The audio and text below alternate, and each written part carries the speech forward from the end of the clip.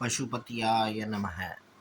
Friends, ஜாதகத்தில் லக்னம் 5, 9 இது மூல திருக்கோணம்னு சொல்லப்பட்டிருக்கு.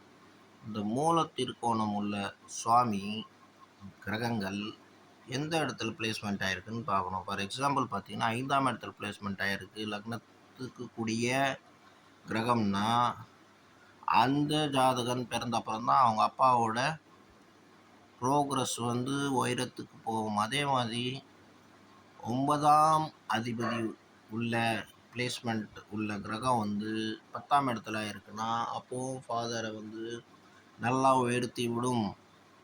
இந்த மாதிரி ஜாதகன் குழந்த எந்த வீட்டில் பிறக்குதோ அந்த வீட்டு நல்லா டெவலப்மெண்ட்டாகவும் நல்லா அவங்க ஓஹோன்னு இருப்பாங்க. அந்த குழந்தை வளர வளர அந்த வீடும் நல்லா வளர்ந்து கொண்டு போகும். அப்பாவுக்கும் நல்லா யோகத்தை கொடுத்து கொண்டே இருக்கும்.